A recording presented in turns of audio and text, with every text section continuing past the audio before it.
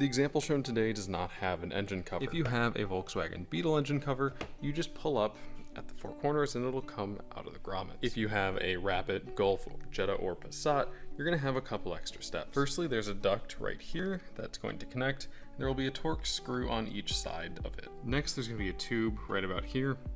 Use a pliers to pinch on the hose clamp and then slide down the tubing. Then release the clamp on the hard plastic, not the corrugated plastic, and then pull up and you'll be able to remove the engine cover.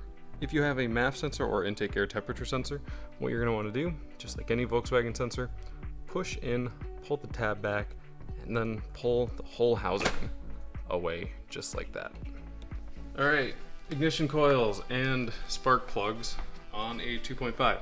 So first thing to mention, if you are not replacing the ignition coils, if you're just replacing the spark plugs, you want to number it like that one is. You can get cheap paint pens and mark them. For the ignition coil connections, you're going to want to push in, pull the tab back, and then pull back.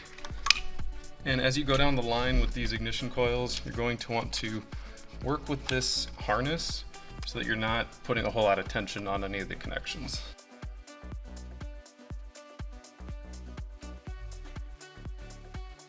Before getting the ignition coils up, grab something like a small pry bar or a long flathead screwdriver, and you can pry around the edges while you kind of wiggle it.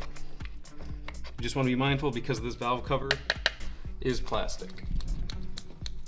But then, as you get to a point, you can mainly just rock it back and forth. There you go. Check around here, make sure there's no oil. If there is, that means that you probably need a new valve cover gasket.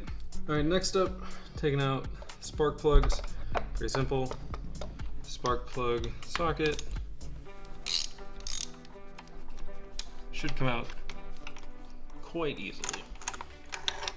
And it's nice to have one that is shielded or magnetic in some way, so it actually holds it. So in this case, we are using NGK 5960s, and I'll post up a big thing in the description about spark plugs for the 2.5. Even though these are pre-gapped, NGK recommends a spark plug gap of 0.40 to 0.45, and in this example, we're smack dab in there.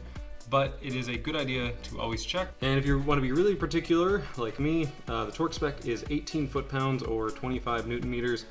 So I'm gonna start it just using the extension, and then I'm gonna finish it off by clicking this to know that there's no vacuum leak and that I'm not overdoing it.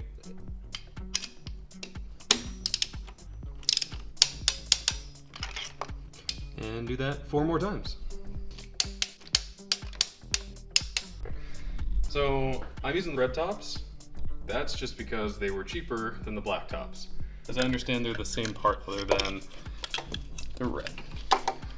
So just get them down, make sure they're good and snug. That's really all there is to it.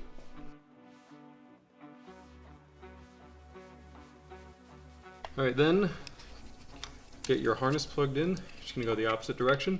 I don't usually really set these all until they're all lined up, just to make sure that I'm not gonna make a hassle for myself down the line. And then I'll go in and actually get them clipped up.